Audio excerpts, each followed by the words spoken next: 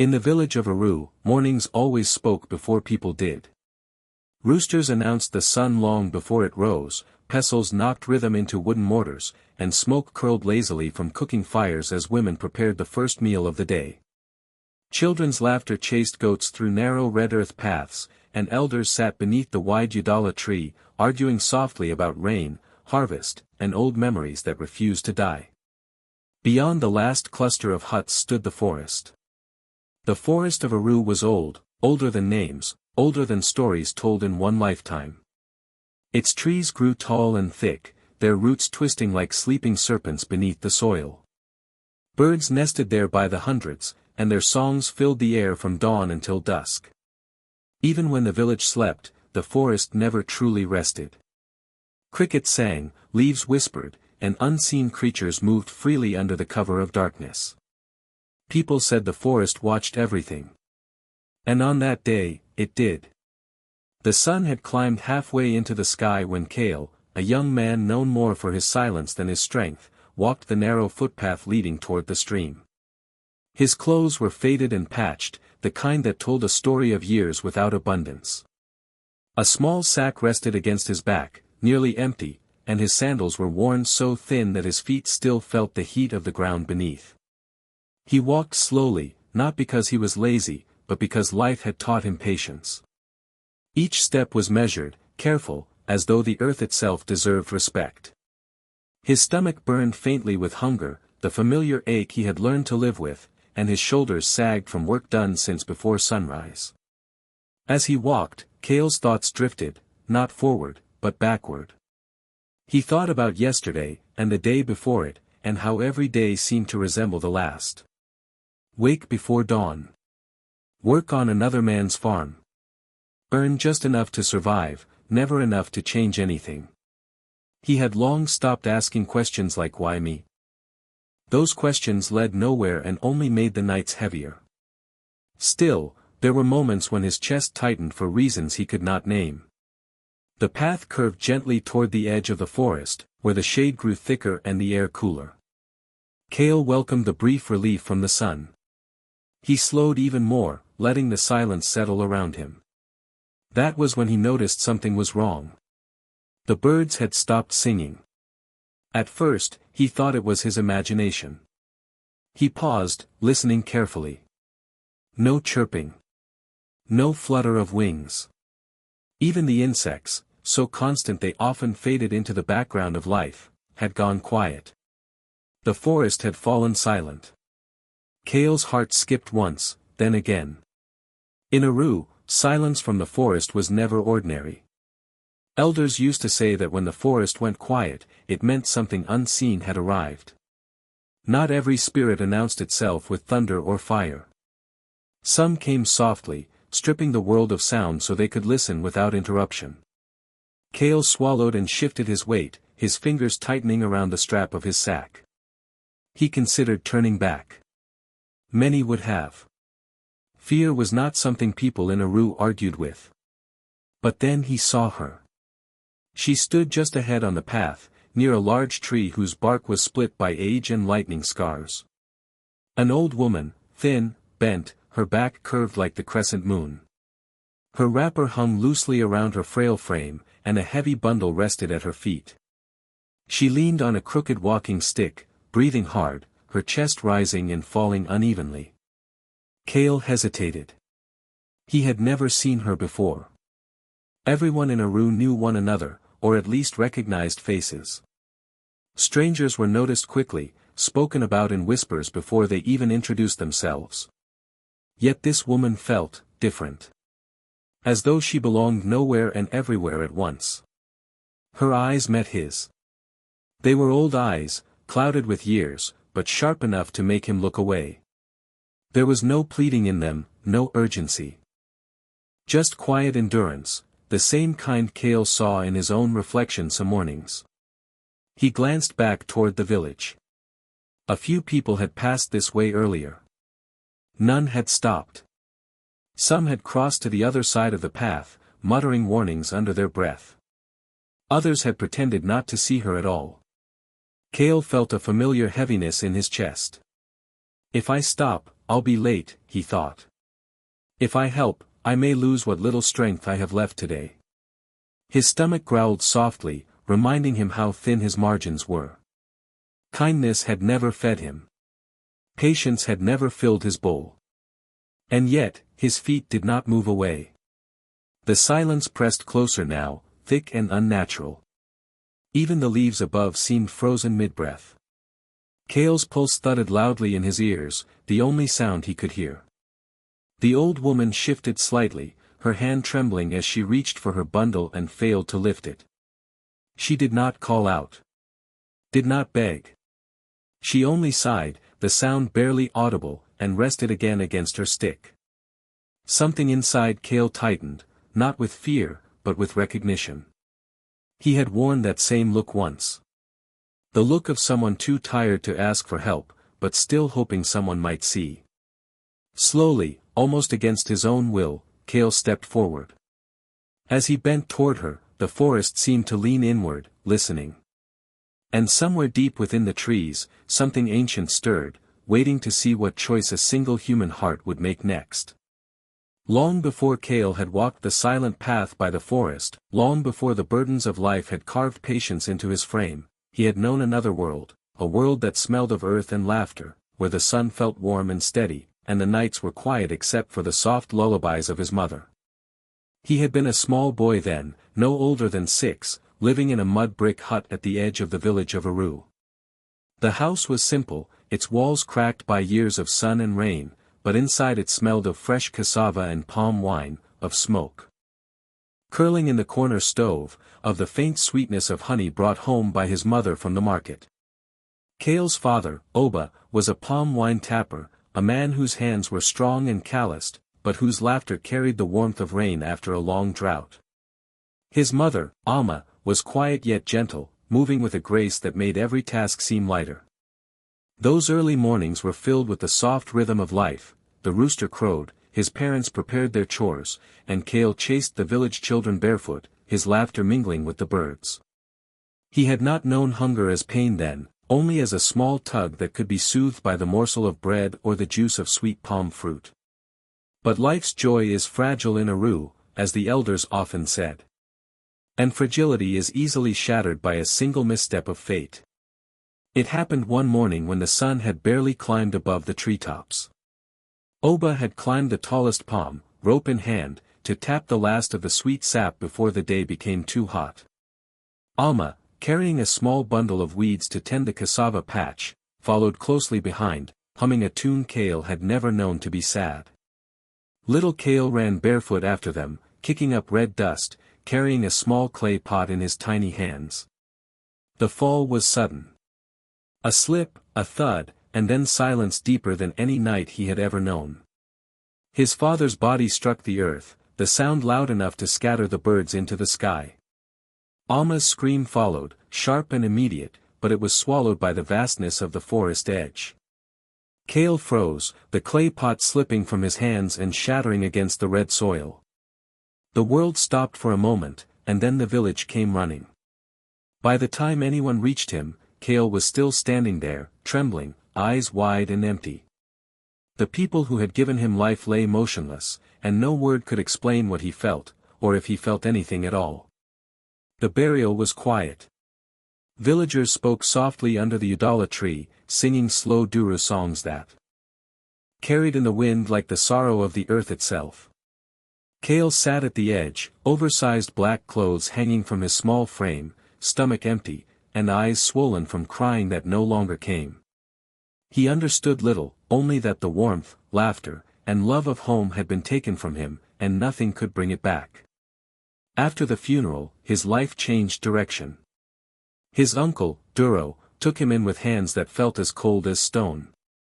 Duro's wife, Fumi, looked at him as though he were a burden she had inherited without choice. Their children, Kunli and Bai, ignored him entirely. That first night in the new home, Kale lay on a mat that smelled of cold stew and old smoke, ears straining to hear any sign of warmth in a house that offered none. Days blurred into each other. Before dawn, he rose to sweep the compound, fetch water from the distant stream, and carry firewood through paths lined with sharp stones. He cleaned plates from the previous night while his cousins laughed and played, and Fumi's words of blame fell over him like the heavy rain of the wet season. Sometimes, his hands shook from exhaustion, but he did not stop. There was no one to protect him, and he learned that silence often saved more than words. Even hunger became a companion rather than a torment. He ate what was left over, watched quietly as others feasted, and prayed softly in the evenings for a mercy he did not expect.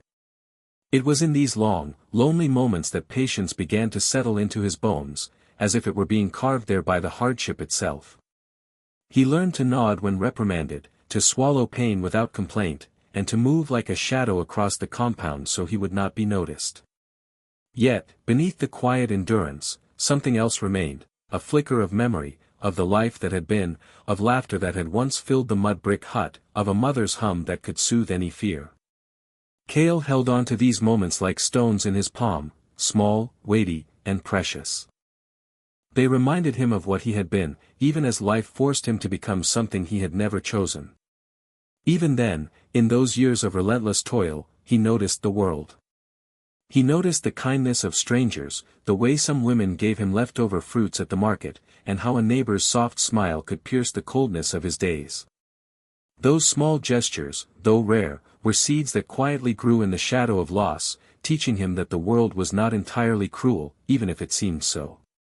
And though he did not yet know it, those seeds would prepare him for the day when his path would meet the old woman by the forest, and the silence that had never frightened him before would become a doorway. For Kale, the boy raised by loss, the forest was always watching, but he did not yet know what it had been waiting to see. The next step in his life would begin quietly, with a single act of compassion, and the forest would never be the same again. By the time Kale reached his 12th year, the world had taught him to carry weight in more ways than one. The sun rose as usual over Aru, spilling its warm gold across the red clay paths, but to Kale, each day began with the familiar ache in his back and the faint gnaw of hunger in his belly. He moved quietly through the village, bare feet hardened by stone and dust, carrying the burdens of chores that were never ending. Each morning began before dawn, with the sky still a muted gray and dew clinging to the tall grass like tears on a child's face. Kale rose from the thin mat that smelled of damp earth and past meals, his hands already aching from yesterday's labors. His first task was to sweep the compound, pushing dust into neat corners, the rhythm a quiet meditation of both obedience and survival.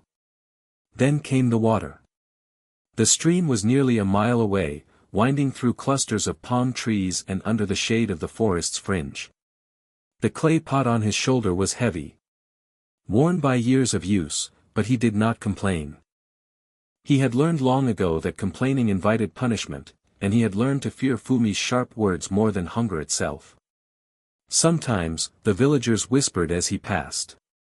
Some pitied him, while others mocked. "Lazy boy," they would murmur, forgetting the miles he walked, the loads he carried, the nights he slept on the hard floor. But Kale did not hear them, not because he ignored them, but because he had no energy left to waste on the judgment of those who did not understand suffering. Instead, he focused on the rhythm of his own body, the way the muscles in his legs tensed and released, the heat of the sun on his skin, the faint, sweet smell of the earth after a morning dew. Fumi, his aunt, rarely spared him a kind word. She spoke in clipped sentences, each one a lash of authority. A spilled bowl, a misaligned plate, or a pot left a fraction too far from the hearth invited punishment.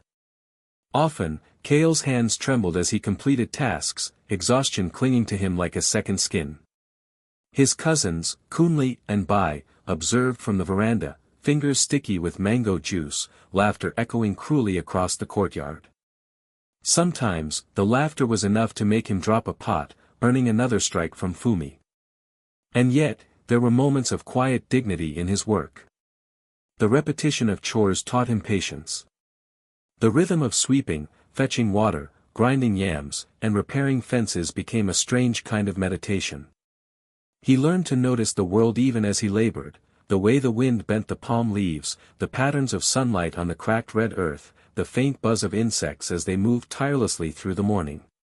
Even in suffering, there were lessons, though bitter. Hunger was his constant companion. On most days, he ate what little Fumi allowed, dry yam or beans, a portion that barely filled his stomach. At night, when the house was silent except for the occasional snore of a sleeping cousin or the distant howl of a dog, Kale would lie on the floor and press his stomach, wishing for bread, wishing for fruit, wishing for the laughter that once filled his home. Often, he whispered prayers under his breath, soft, almost inaudible, as though speaking too loudly might anger the world itself. Pomi. Alma, watch over me, he murmured, pressing his palms together, eyes closed, hoping that somewhere, someone, anyone, was listening. There were no breaks. Even on rainy days, when the stream swelled and the wind cut through the village like a sharp blade, Kale had work. Firewood had to be collected, the mud walls of huts needed reinforcement, the chickens had to be fed. When others sought shelter, he walked in the rain, soaked to the bone, dragging bundles heavier than his body, shivering yet silent. Each drop that ran down his skin, each pebble that cut his feet, each lash of Fumi's voice, they blended together until he could barely distinguish pain from life itself. Yet in the midst of relentless labor, Kale's heart did not harden. He greeted elders with respect, nodded to those who whispered behind closed doors, and smiled faintly when a stranger offered a piece of fruit or a soft word. He had learned that kindness did not require reward, that patience carried its own quiet power, and that endurance, though lonely, was a strength in itself. At night, he sometimes thought of the forest, its thick shadows and secrets, and of the stories told by elders of spirits who observed humans and rewarded the patient and the good. Perhaps, he imagined, the forest itself watched him now, seeing the way he labored, seeing the way he endured, unseen by anyone else. These thoughts were fragile comforts, whispers against the roar of hardship, but they were enough to keep him moving. And it was during one such evening, after a day that had pushed his body to the limit, that he noticed her, a figure bending under a heavy load, struggling silently, the way he had struggled every day. The moment held something unnatural, the world seemed to pause. The forest, usually alive with night sounds, was still. Even the wind held its breath. Kale's heart skipped. He felt, deep in his chest, the pull of curiosity and recognition, the sense that the next step of his life, the next test, would not wait. Somehow, he knew that his endurance, his patient suffering, had led him to this encounter. And that what came next would change everything. The day had begun like any other, with the sun climbing lazily over the red-soiled paths of Aru, spilling light over the huts, the tall palm trees, and the narrow footpaths that wound through the village. Kale rose before dawn, as he always did, muscles stiff from the labor of yesterday, and set off to fetch water from the stream. The clay pot on his shoulder was heavy, its weight a familiar burden he carried without complaint. As he walked, the sounds of the village grew behind him, the laughter of children, the clatter of pestles in the courtyards, the distant voices of elders discussing the day's work. Yet, as he approached the edge of the forest, a subtle hush seemed to fall over the path. Birds stopped singing mid-note, and even the wind, which usually rustled the leaves, became still. Kale paused, squinting toward the shadows beneath the tall trees. He felt a strange tension in the air, a pause that made his heart beat faster. And there she was, an old woman, stooped and frail, struggling with a clay pot heavier than her thin frame could bear.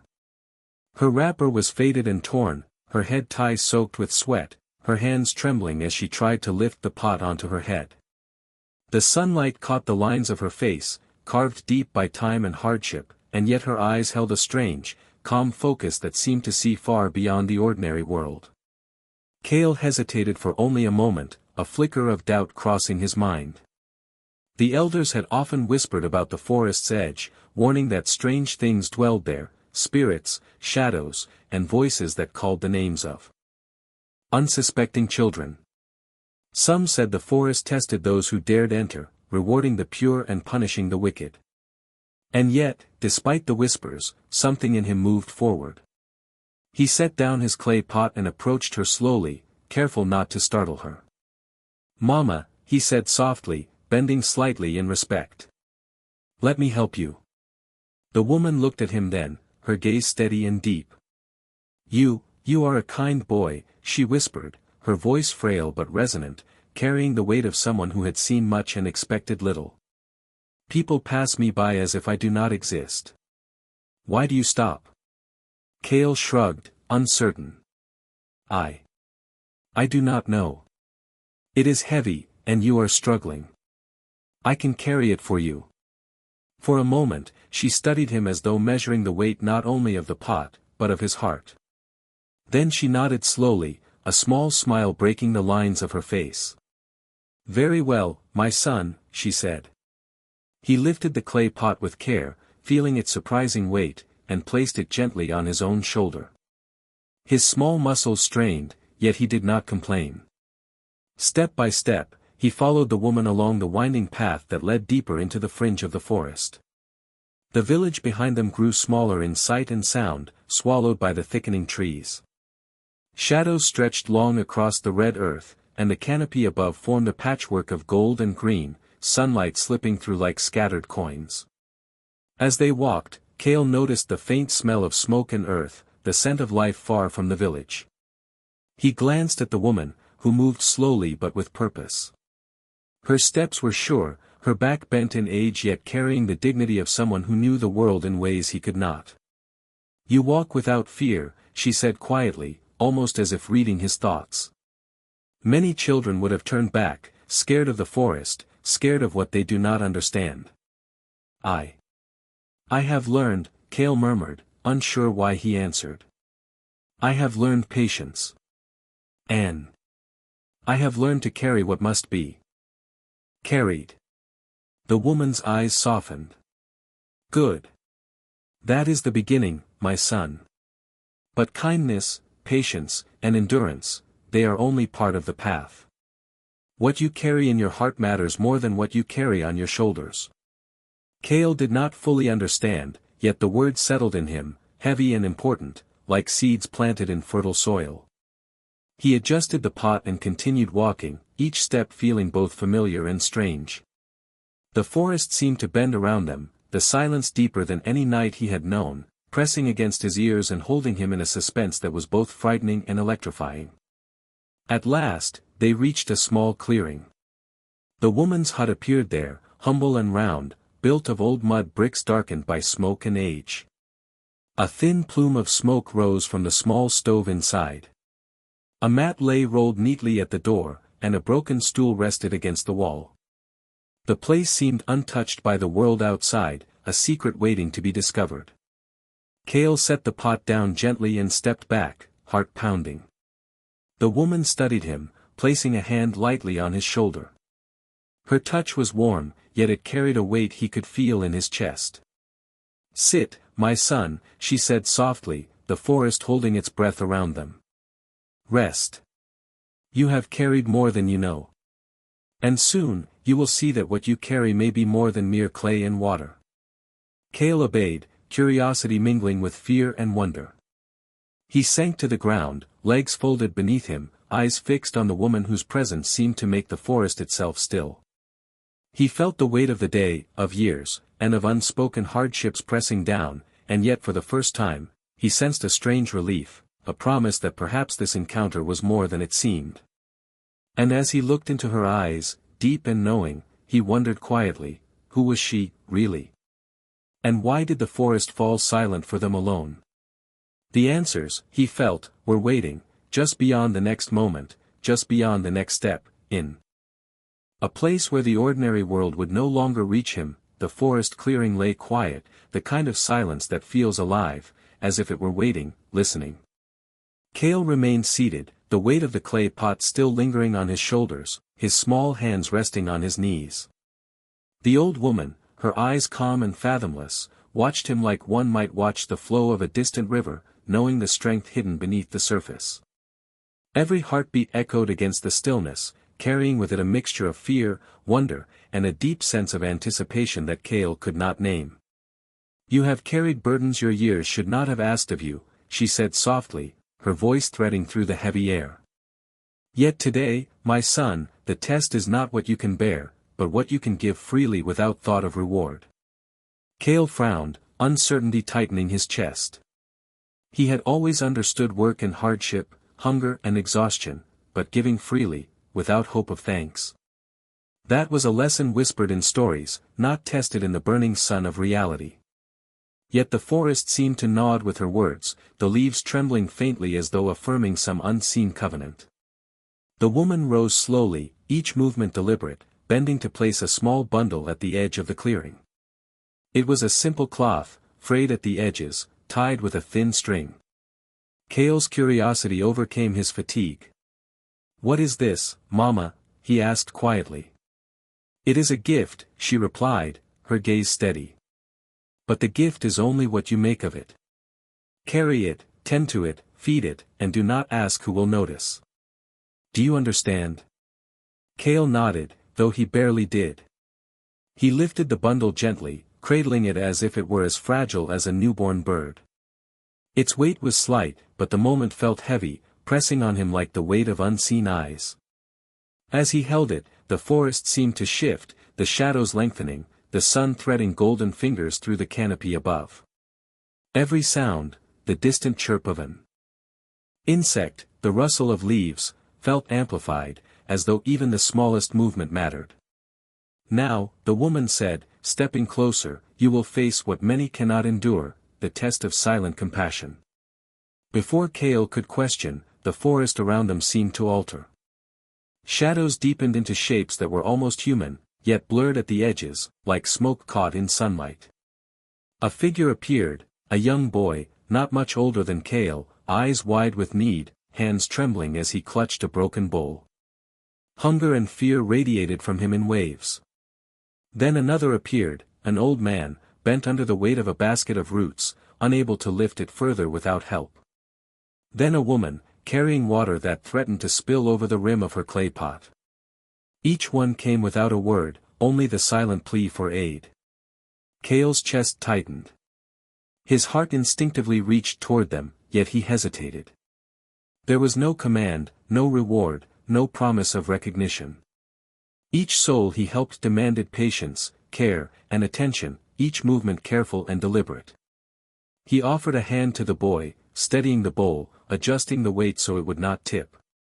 To the old man, he lifted the basket carefully, balancing it on his shoulder and moving with a slow, measured rhythm. To the woman, he steadied the water, walking beside her until it was safely delivered. Minutes stretched into hours, though time in the forest was not marked by clocks but by the soft drift of sunlight through the branches and the distant sound of rustling leaves. Sweat ran down Kale's face, mixed with dust from the path, and his muscles ached as though the day itself had become flesh and bone pressing against him. Yet he did not stop. Each act of service was small, repetitive, unnoticed, yet carried in his heart as if it were sacred. The old woman watched from a distance, hands folded, her eyes following every motion. "Good," she murmured softly, a sound that rippled through the quiet. "Few endure when no eyes watch. When no voice praises. Your heart must carry the weight, not your body alone. Remember, true kindness is not measured in thanks, but in what it leaves behind." By the time the sun had dipped low, painting the sky in streaks of amber and violet, Kale was exhausted beyond measure. His hands trembled, his back ached, his feet were cracked and sore, yet the forest remained alive with a strange calm. The shadows shifted, receding as if acknowledging his perseverance. The figures, hungry, tired, burdened, vanished one by one, leaving the clearing empty, yet somehow fuller than before, as if their silent gratitude had been etched into the very soil. Kale sank to the ground, pressing his hands to his face, overwhelmed by the weight of all he had done. He realized, with a quiet awe, that the day's suffering had transformed into something profound. It was not the labor that mattered, nor the exhaustion, but the choice to give even when no one demanded it, even when no one noticed. And as he looked up, the old woman approached once more. Her eyes held a depth that made his chest tighten. "You have passed the first part, my son. But the path does not end here. The forest has more to teach, and what awaits you next will reveal the truth of your heart." Kale's curiosity burned brighter than fatigue. He rose slowly, adjusting the bundle he still held, feeling for the first time that perhaps there was purpose woven into all his years of suffering. He did not yet know what awaited him, but he understood one thing clearly: he would follow, patiently and with a steady heart, into whatever the forest held next. The forest seemed to hold its breath. Even the wind, which had whispered and wandered through the trees all afternoon, now lay still, as if the world itself had paused to witness something beyond the understanding of ordinary eyes. Cale stood in a small clearing, the bundle still clutched tightly to his chest, sweat streaking his dusty skin, heart pounding as though it had learned a rhythm of its own. The old woman, who had guided him with quiet authority through the day's unseen trials, now rose, her movements slower than before, yet filled with a presence that made the air hum faintly around her.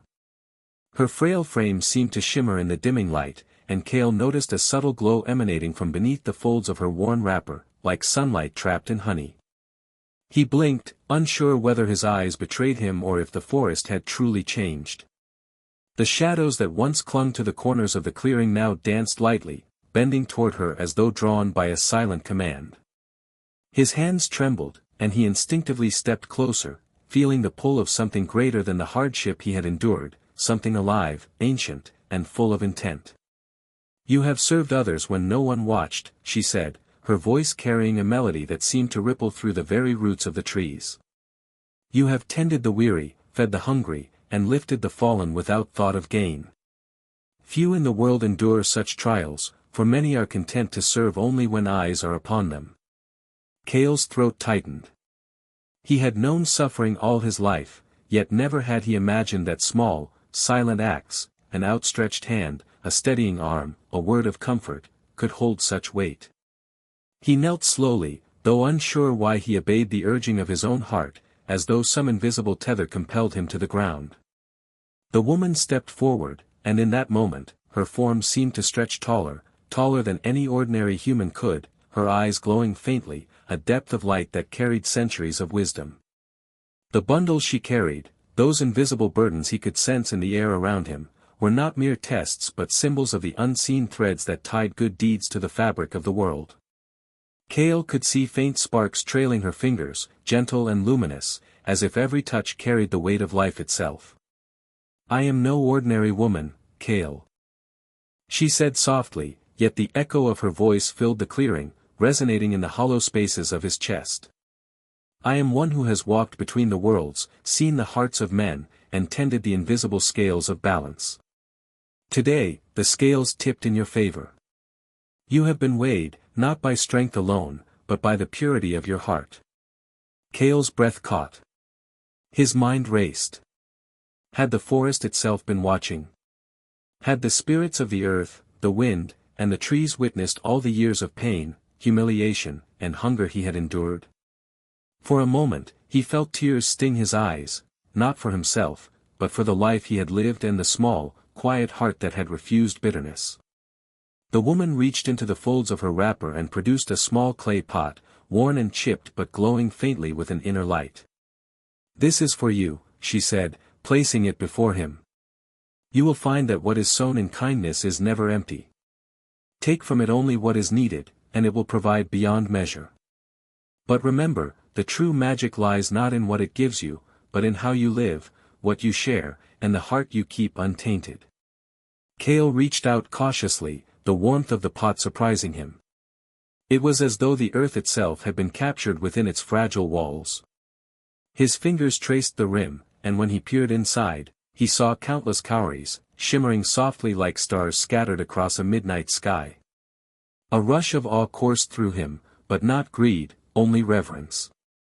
He understood, in that instant, that this was not a treasure for selfish gain, but a tool for a heart that had already endured more than most could imagine.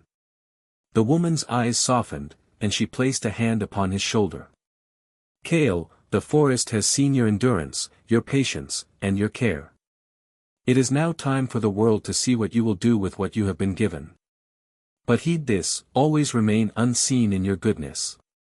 Let the world wonder, let envy speak, but do not let pride claim your heart. The forest, the winds, and the unseen will guide you if your heart remains pure." Cale nodded, swallowing hard. Words felt heavy, insufficient. The clearing seemed to pulse with life, the earth beneath him vibrating faintly, the trees swaying gently though there was no breeze.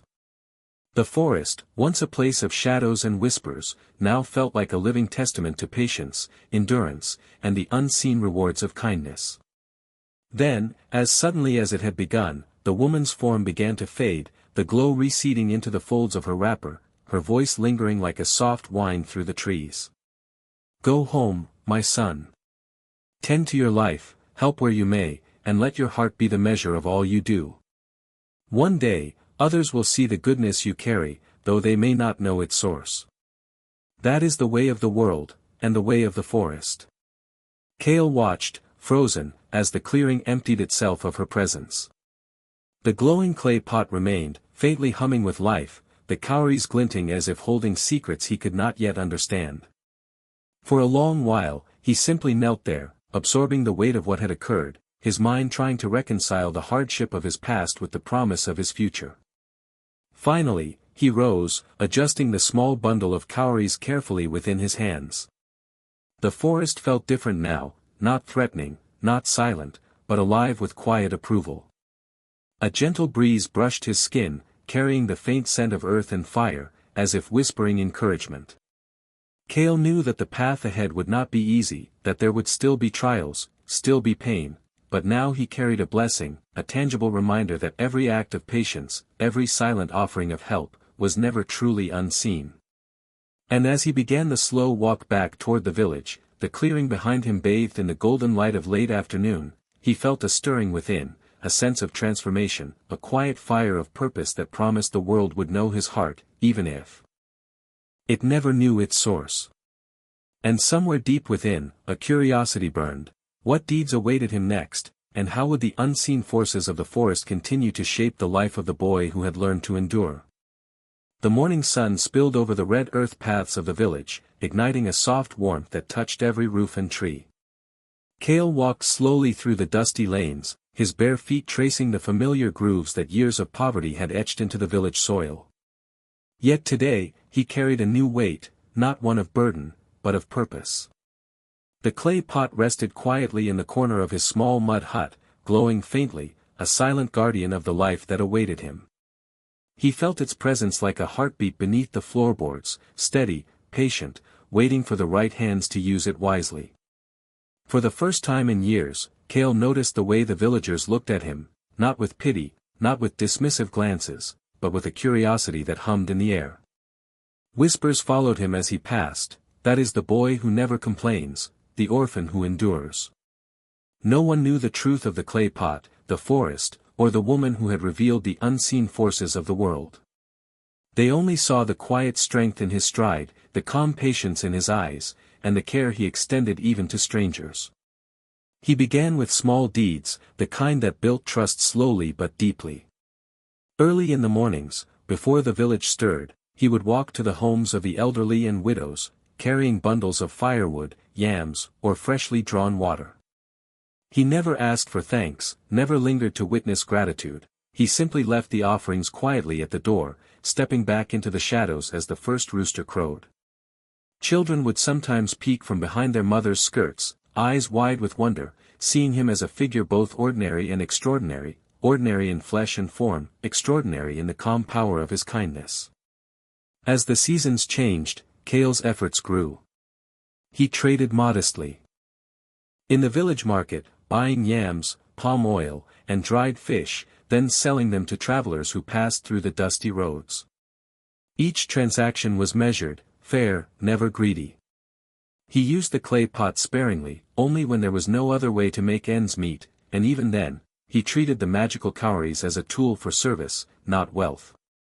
Slowly, his reputation spread beyond the village borders. Neighboring settlements began to speak of the boy who seemed to have an invisible hand guiding his fortunes, the young man whose kindness brought more abundance than cruelty ever could. Yet, despite this quiet fame, Kale remained grounded. He built no fences to separate himself from those who suffered, no walls to hide his heart from the world's misfortunes. The villagers noticed, first in quiet admiration, then in awe, that he did not allow wealth or respect to harden him. When children cried from hunger, he appeared at their doorsteps with bundles of yams. When a roof collapsed in the rainy season, he carried timber from his own modest hut to patch the hole. Even the village elders, wise with age and tempered by years of witnessing human failings, would nod in recognition of a life that refused pride, choosing instead humility and service. Nights were quiet, but not lonely. Kale would sit outside his hut, the stars stretching endlessly above, the faint rustle of palm leaves whispering ancient secrets. The clay pot glowed softly beside him, and he would trace his fingers over its rim, contemplating the life that had unfolded since the forest had fallen silent. Each cowrie he had taken carried a purpose: food for the hungry, a small gift for a grieving widow, a token for a child who had never known kindness. He felt connected to the earth, to the unseen forces that had guided him, and most of all, to the lessons of patience and endurance that had carried him through every hardship. Time passed, and the boy who had once been beaten and ignored by his relatives had become a living symbol of quiet power. The villagers, once skeptical of his abilities, began to seek his counsel. They brought disputes to him, asked for guidance in planting or trading, and slowly, the village began to feel a subtle shift, as though the presence of one pure-hearted man could change the rhythm of daily life. Kale never sought recognition. He did not take titles or positions of authority. Instead, he let his actions speak, allowing the respect of others to rise naturally from the work of his hands and the clarity of his heart. But with every act of kindness, every step toward improving the lives of those around him, a curiosity grew in Kale's own mind. The forest had given him the gift of abundance, yes, but it had also left him with questions about the limits of his purpose, about the reach of unseen forces, and about the meaning of true fulfillment. The woman's words echoed in his mind as he walked past the familiar grove at the village's edge: "Go home, my son. Tend to your life, help where you may, and let your heart be the measure of all you do." The memory of the forest's stillness and her luminous presence lingered like a secret, pushing him gently toward the next chapter of his life. As Kale paused one evening, watching the horizon turn a deep amber, he understood that transformation was not just about wealth or fame. It was about patience, endurance, and the courage to act when no one was watching. He had become a guardian of his village, a quiet luminary whose light did not blind, but guided. And yet, a whisper of anticipation stirred within him: there were more lessons to learn, more challenges to face, and more mysteries of the forest yet to be discovered. The next step awaited, hidden in the folds of fate, ready to teach him that the heart's true power was still unfolding. The village of Or woke slowly that morning, as if even the sun hesitated to rise fully, honoring the quiet that had settled over the red soil paths. Birds flitted among the palm trees, their wings whispering secrets of the night that had passed. Kale sat outside his compound, legs folded beneath him, eyes tracing the gentle curve of the earth where dew still clung to the grass. The clay pot rested nearby, its faint glow warm, comforting, but it no longer held the urgency it once had. Now, it was a symbol, not just of wealth, but of responsibility and the unseen hand of fate that guides those who act with kindness. He thought about the journey that had led him here. The days of hunger, the beatings, the endless chores that had forged patience into his bones. The village children who once ignored him now ran to greet him with laughter and reverence, following him to see what task he had chosen that day, whether it was mending the roof of the small shrine, delivering baskets of food to a widow, or teaching the younger boys how to carry water without spilling a drop. Kale moved through his duties silently, letting the work speak before words. He understood now that true impact does not need to announce itself. It grows quietly, like roots burrowing deep into the earth, unseen but steadfast.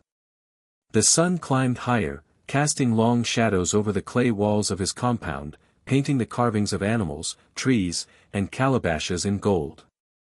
Villagers passed by, some bowing their heads in respect, others whispering stories of the boy who had endured so much, the young man whose heart remained unbroken despite the cruelty of the world.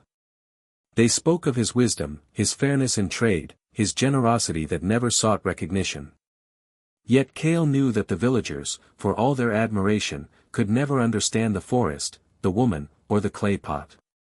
They could not see the invisible threads that had guided his life, nor the moments of silent prayer when he had knelt on the red earth, wondering if kindness alone could truly change fate. That afternoon, an unexpected visitor arrived at his compound. It was Fumi, the woman who had once turned him into a servant in her own home. Age had bowed her back, and lines of hardship etched her face like the grooves in the village paths. She looked weary, fragile, and humbled, carrying in her hands a small bundle of yams as an offering. Kale motioned for her to sit on the bench under the shade of the palm tree. He did not speak immediately.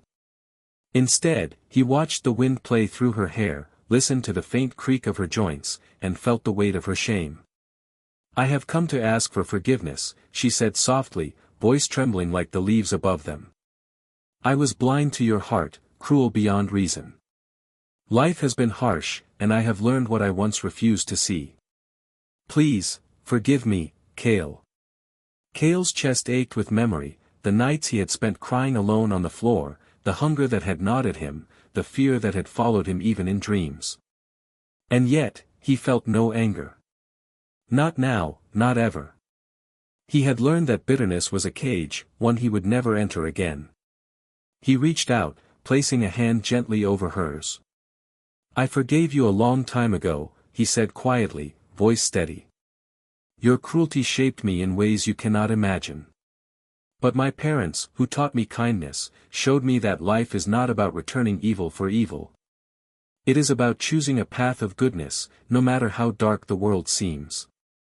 Fumi's tears fell freely, the kind that cleansed the soul, and she bowed her head in quiet repentance. Kale handed her a small leather pouch filled with cowries from his pot, a token not of wealth, but of hope and redemption. "Use this," he said softly, "to begin again. To feed those who hunger, to help those who suffer. Remember, it does not cost much to act with kindness, but it can change everything." As the woman departed, the wind seemed to carry her footsteps gently back toward the village, leaving Kale alone under the palms. He watched the sun begin its descent, painting the sky in soft oranges and purples, the shadows stretching long and familiar across the paths. The forest at the village's edge rustled quietly, a whisper of memory and gratitude, as though acknowledging the life of the boy it had once tested. Kale knelt briefly by the graves of his parents, the earth soft beneath his hands.